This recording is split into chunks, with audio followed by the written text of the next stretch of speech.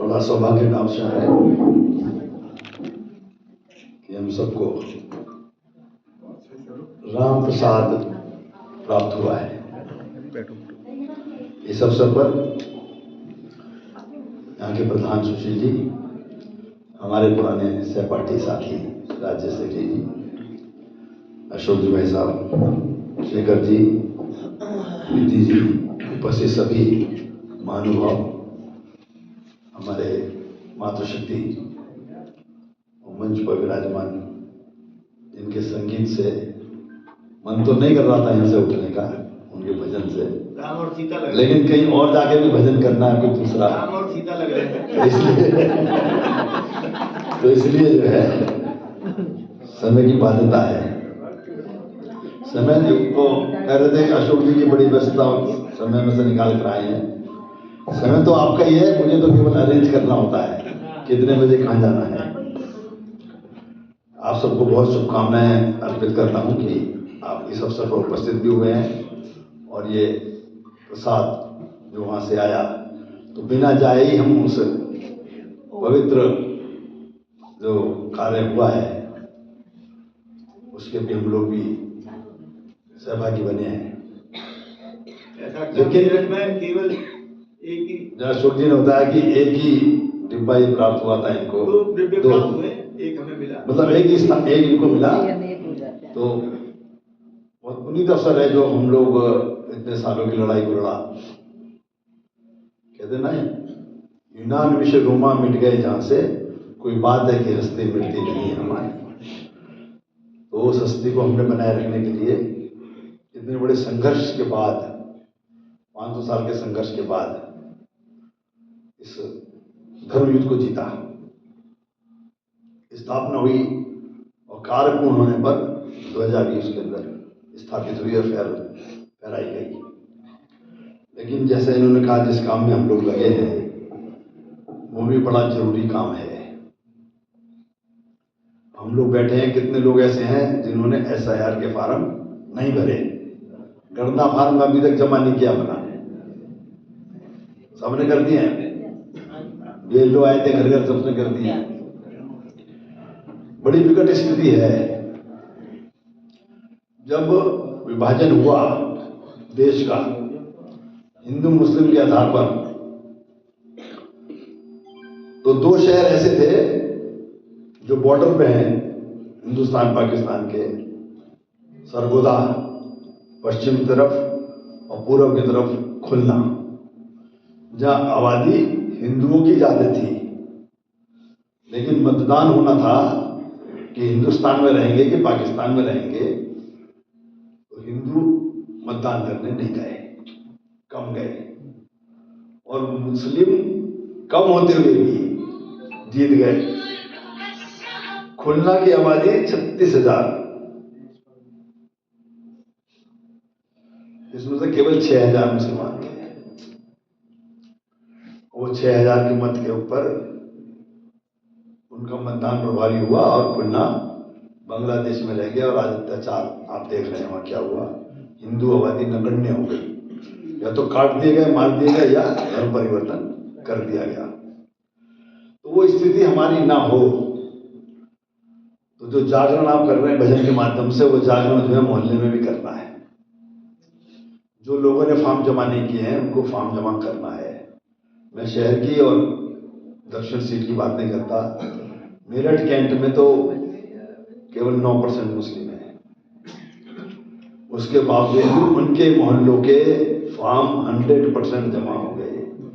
मस्जिदों में, मदरसों में लोग बैठे हैं, फार्म भर रहे हैं, अभियान के तौर पर जमा कर रहे हैं। और हमारे मेरठ कैंट में 21%, कल रात तक की बता रहा हूं आपको मैं घटना, 21% यानी कि 90,000 वोट तो नॉट फाउंड में डाल दी गई है। नॉट फाउंड 21%, तो 80% तो हमारा रिजल्ट वैसे रह गया। और 80 में अभी केवल 58.5% लोगों के फार्म जमा हुए। 21% फार्म अभी जमा होने को बाकी है, जो लोगों ने घर में रखे हुए हैं और जमा नहीं कर रहे हैं। उसके लिए दिन जागरण चल रहा है, घर घर कार्यकर्ता जा रहे हैं, लेकिन फार्म में केवल डिटेल भरनी है अपनी, नाम, पिता का नाम और कार्ड का नंबर जो है वोटर कार्ड का, वो साइन करके कि जब आप सबने भरे तो आपको पता उसमें क्या क्या भरना है, उसके बावजूद भी देने को तैयार नहीं है। तो अगर हम लोग ऐसे सोए रहे तो ये 500 साल का युद्ध भी बेकार हो जाएगा, और जिस प्रसाद का हम स्वाद लेने के लिए यहाँ आए हैं, ऐसे प्रसाद भी हमारे आगे भविष्य में खुलना और सर्वोदा की तरह खटाई में पड़ जाएंगे। मेरठ कैंट विधानसभा तो अपने में जीत जाएगी क्योंकि नगण्य है 9%, लेकिन जब पूरा एमपी का चुनाव होता है तो उसके अंदर कितना बड़ा उसका असर पड़ेगा, क्योंकि मेरठ कैंट से ही केवल एमपी की सीट जीती जाती है, और वहां अगर मुसलमानों ने अपनी संख्या थोड़ी सी भी बढ़ा ली परसेंटेज और जम के वोटिंग किया, उन्हें आभास है कि हम मेरठ कैंट की वजह से हारते हैं, तो वही कोशिश भी कर रहे हैं और हम लोग घर में बैठे हुए हैं। अगर ये 21% वोट वापस नहीं आया, जमा नहीं हुआ या कम रह गया, तो निश्चित रूप से ये सीट भी हमारे ऐसे जाएगी सरगुजा और खुलना की तरह। तो मेरा तो आज सब बंधुओं से, मातृशक्ति से सबसे यही अनुरोध है कि लोगों को जागृत करें। जैसे आपने फॉर्म जमा कर दिए हैं, ऐसी सबको कहें, सबसे पूछें कि भाई फार्म जमा कर दिया कि नहीं कर दिया, फार्म जमा कर दिया। कोई कठिनाई है तो मोहल्ले में बीजेपी कार्यकर्ता रहता होगा, या जिन्होंने फार्म अपने भर दिए हैं वो। और दूसरी बात समझिए, मैपिंग शब्द है कि 2003 की भी वोट की डिटेल भरनी है आपको। अपने नहीं है तो अपने, अब जो व्यक्ति 39 वर्ष से छोटा है उसके 2003 में वोट नहीं थी तो उसको तो अपनी मिलेगी नहीं, तो माता पिता की ही भरनी है। तो वो ढूंढ के नहीं भरी है, तो जो फॉर्म जमा भी हो गए हैं उसमें 65% ऐसे हैं जिनमें डिटेल ही नहीं है 2003 2/3। तो वो कितना बड़ा काम है। अब उसमें नोटिस आएंगे, नोटिस के बाद आपको अपने कागजात जमा करने पड़ेंगे, हाई स्कूल की मार्कशीट जमा करनी पड़ेगी, सर्टिफिकेट जमा करना पड़ेगा, दस्तावेज जमा करने पड़ेंगे, मतलब काम अपने आप हमने अपना बढ़ा लिया। अब उसके लिए मैंने एक ऐप तैयार कराया, कल रात तक उसी में लगा था, 1 बजे सोना हुआ कि वो मिलान करके हमने दिया है 1.25 लाख वोट का प्रशासन को, कि वो 2003 की उसके सामने ही, वोटर के सामने 2003 की डिटेल उसकी आ गई है, वो प्रिंट करके हमने उनको दिया है। तो वो पुनर्जीवित हो जाएंगे। तो ये जन जागरण की आवश्यकता है। तो मैंने सोचा कि जब समय काटकर यहाँ आया हूँ तो उसका भी लाभ मिल जाए। ये राजनीतिक कार्य नहीं है, ये एक राष्ट्रीय कार्य है। लोकतंत्र में वोट ही सबसे बड़ा जीत का कारण है। तो इसलिए हमको जागना होगा, और जैसे हिंदू समाज को जगाने का काम महर्षि दयानंद जी ने किया, वैसे आज आप उनके अनुयायी हैं तो आपको भी अपने इस हिंदू समाज को जगाने का काम करना है। जय हिंद, जय भारत।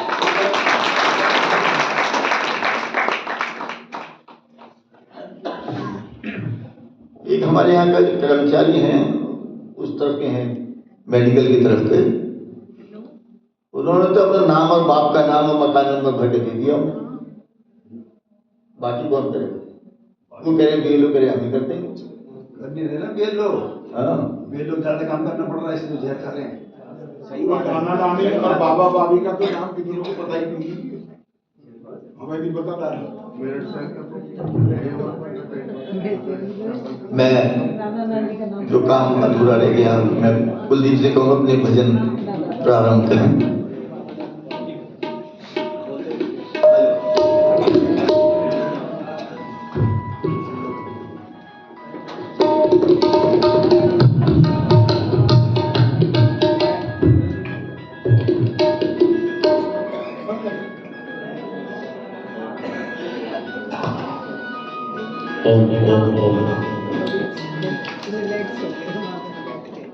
रिलैक्स हो गया थोड़ा।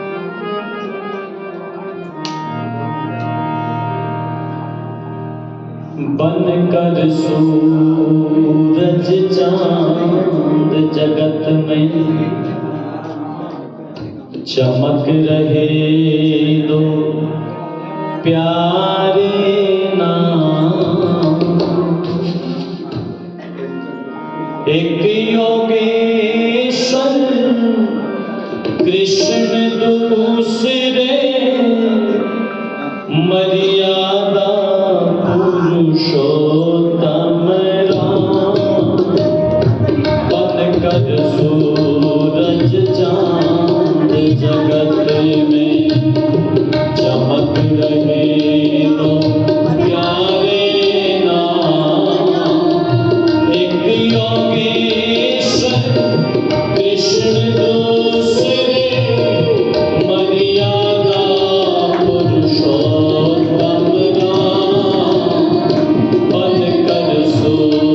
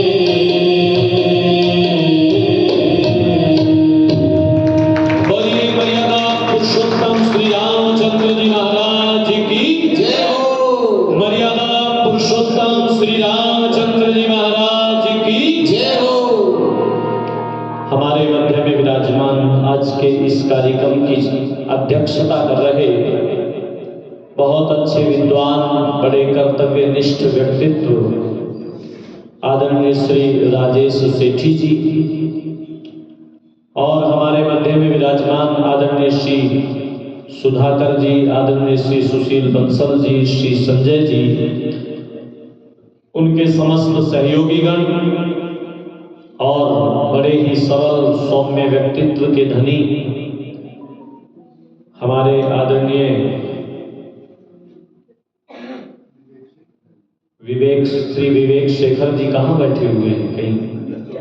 हाँ, आदरणीय श्री विवेक शेखर जी, भाई मैंने इनको जब भी कहीं किसी भी कार्यक्रम में देखा है तो ये काम बड़े बड़े करते हैं, लेकिन नाम की कामना बिल्कुल नहीं करते, और आज भी ढूंढने ही पड़ रहे हैं कि कहाँ है।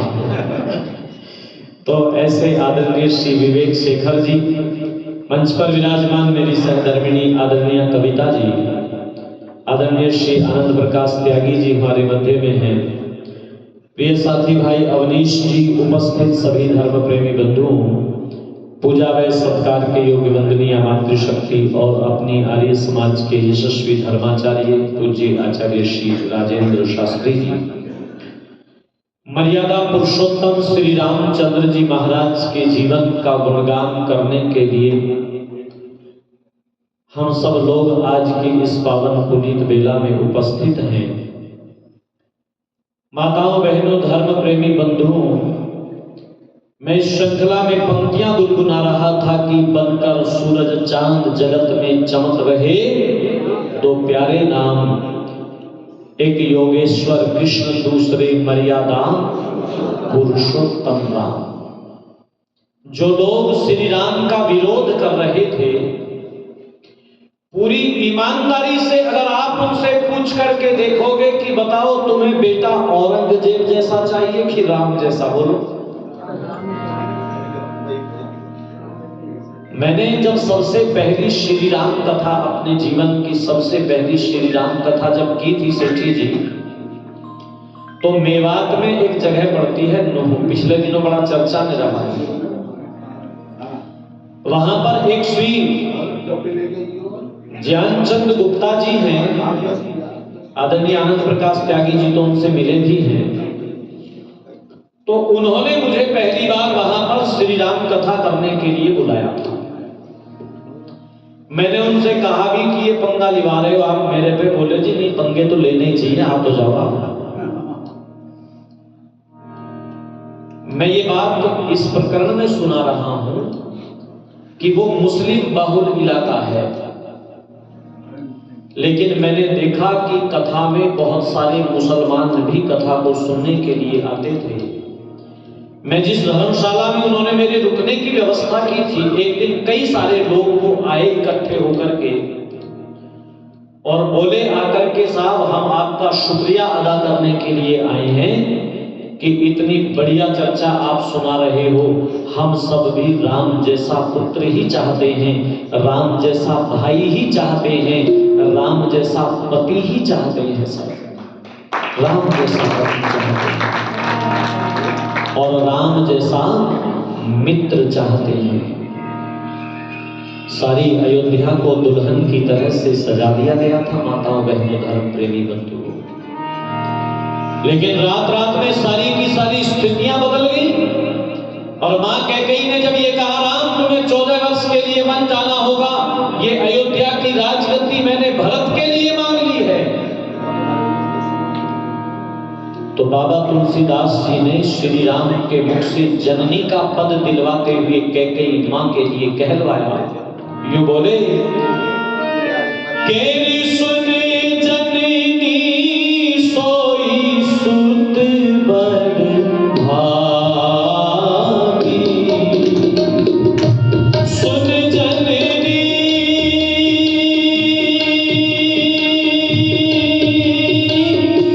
सुन जननी सोई सुत बर भागी, जो पितु माते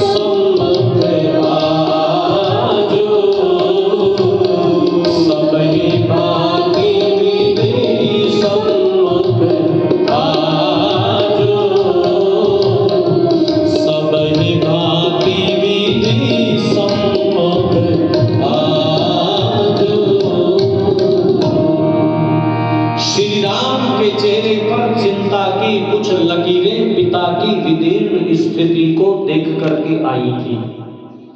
लेकिन जब ये पता लगा कि भैया भरत के लिए अयोध्या की राजगद्दी मांग ली गई है और मेरे लिए 14 वर्ष का वनवास मांग लिया गया है, तो वो चिंता की लकीरें श्री रघुवीर के चेहरे से छट गई थी और वैसे के वैसे भाव जो राज्याभिषेक की घोषणा के समय थे, वैसे के वैसे भाव चेहरे पर आ गए थे। और मां से यूं बोले, भैया भरत के लिए 14 वर्ष नहीं मां, यदि सारी उम्र वन में रहने के लिए कहो तो ता उम्र वन में रहने के लिए तैयार है राम। बस इतनी सी देर लगेगी कि इन राजसी वस्त्रों को उतार दूं, वल्कल वस्त्रों को पहनकर तपस्वियों का वेश धारण कर लूं, उसके बाद राम आपको अयोध्या में दिखाई नहीं देगा, चला जाएगा राम। सारी उम्र वन में रहने के लिए तैयार है राम। और केवल इस बात को श्री राम ने कहा ही नहीं सुधाकर जी, जिस समय जब उनका 14 वर्ष का वनवास पूरा हो गया और पुष्पक विमान को एक रात्रि बीच में है, पुष्पक विमान को भारद्वाज ऋषि के आश्रम में उतारा गया है और श्री हनुमान जी को भेजा गया है, पता करके आओ अगर भरत आनंद से रह रहे होंगे तो मैं अपने भैया के आनंद में बाधा डालने के लिए नहीं जाऊंगा। बाकी का जीवन भी यही ऋषियों के आश्रम में उनकी सेवा करते हुए गुजार लूंगा। माताओं, बहनों, धर्म प्रेमी बंधुओं, समय दौड़ चला है जो समय निर्धारित किया गया था। ये तो एक ही बार कथा हो पाई आर्य समाज के प्रांगण में, और कोई हिम्मत नहीं कर रहा। पिछले दिनों और एक रायता फैल गया, कोई हिम्मत कर भी जाता तो देखो करना कोई हिम्मत, ठीक है। तो ये चर्चा अगर नहीं करोगे तो केवल जो है ना ये बातें बातें ही रह जाएंगी। बस मैं चंद पंक्ति कहकर के वाणी को विरमित करता हूं। रह कर भी संसार में वो तो, रह कर भी संसार में वो तो हो जाए वैरागी, जिसे राम की धुन है लागी, राम की धुन है लागी, जिसे राम की धुन है लागी। और समय दौड़ रहा है।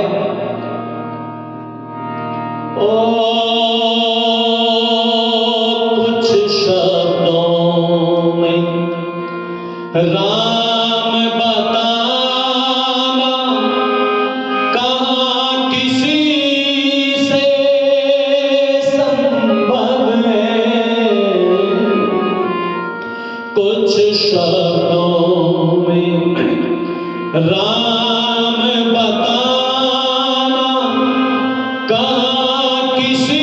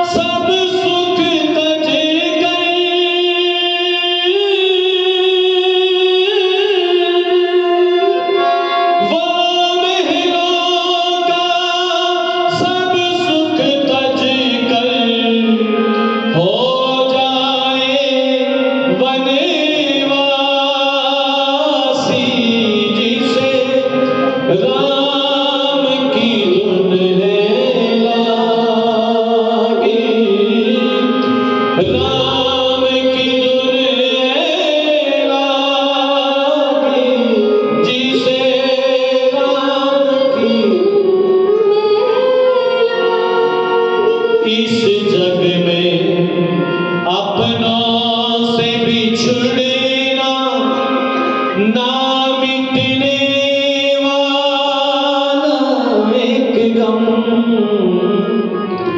आंखों में सावन भर आए, बावला सा हो जाए मन। दशरथ की पीड़ा जाने, दशरथ की पीड़ा जाने, जिसका मन अनुरागी, जिसे राम की धुन है लागी, राम की धुन है लागी, जिसे राम की धुन है लागी, राम की धुन है लागी, राम की धुन है लागी। बोलिए मर्यादा पुरुषोत्तम श्री रामचंद्र जी महाराज की जय हो। मर्यादा पुरुषोत्तम श्री रामचंद्र जी महाराज की जय हो। कुछ शब्दों में राम बताना कहाँ किसी से संभव है। हर रिश्ते में पावन है वो मर्यादा पुरुषोत्तम है। वो महलों का हर सुख तज कर हो जाए वनवासी, जिसे राम की धुन है लागी, जिसे राम की धुन है लागी। बहुत धन्यवाद प्रश्न करता हूँ आदरणीय महामंत्री श्री संजय जी का। ये 500 रुपए की राशि उन्होंने देकर के प्रोत्साहित किया। और बस इसी उम्मीद के साथ में श्री विवेक शेखर जी यहाँ पर हैं। वो आज की इस अधूरी बात को कभी पूरा जरूर करवाएंगे, मैं ऐसी उम्मीद करता हूँ। कभी 5-7 दिन की श्री राम कथा बैठ करके पूरे इत्मीनान के साथ में, पूरे आनंद के साथ में, मन के साथ में कभी बैठ करके श्री राम के गुण का, उनके गुणों का गुणगान हम कभी जरूर करें। और मैं इन्हीं शब्दों के साथ वाणी को ग्रहण करता हूँ। भजन सम्राट हमारी आर्य जगत की में पूरी तरह से ऐसे संबंध है हमारे आपस से, तो ऐसे परिवार के से जुड़े हुए हैं कि इनको बहुत कम समय में कल ही निमंत्रित करा और आज उपस्थित हो गए। मैं इनका बहुत बहुत धन्यवाद करता हूँ। और बहुत कम समय में जो भी इनका पूरा उपयोग तो नहीं ले पाए हम, जो सुने इन्हें तो वो, और आज तो कविता का भी हमने बहुत ऐसा भी है, प्रसाद ही तो है आज। प्रसाद। तो मैं आज के कार्यक्रम का विधिवत के लिए कि 15 मिनट का ही समय है बस हमारे पास। मैं राजेश सेठी जी को अध्यक्षता के लिए मंच पे बुलाता हूँ, वो आए, और विवेक शेखर जी भी मंच पे आ जाए।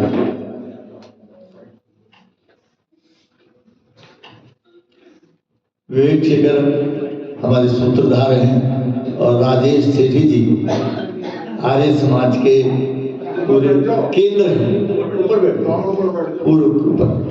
केंद्र हैं पूरे आर्य समाज की धुरी इस समय राजेश सेठी जी हैं। मैं इनको भी बहुत धन्यवाद करता हूं कि उन्होंने भी अपना समय निकाला। बड़े मुश्किल से राजी हुए वैसे कार्यक्रम में आने के लिए, लेकिन आए, उनका बहुत बहुत धन्यवाद है। मैं समापन का है बस इसके लिए मैं जो कल जिन हमारी बहनों ने इसको बहुत कठिन कार्य को पूरा किया, ये हमारी 10-12 बहनें कल यहाँ सारे दिन लगी नहीं, 11 बजे से रात को 8 बजे तक काम में लगी नहीं यहाँ। ऐसी बहनों को सम्मानित करने के लिए मैं, एक तो हमारी भाभी हैं जो आर्य समाज से, स्त्री समाज से जुड़ी हुई हैं पूरी तरह से, 11 बजे से 8 बजे तक गई कोई घर की चिंता नहीं, कुछ नहीं, पूरी तरह से लगी नहीं। तो मैं सबसे पहले श्रीमती लता गुप्ता जी को बुलाता हूँ, वो यहाँ हैं। उन्होंने पूरी तरह से लगन के साथ काम किया। हमारी जो पूरी टीम की लीडर हैं रेणु बंसल, जिन्होंने सबको एकत्रित किया, रेणु बंसल, उनको निमंत्रित करता हूँ।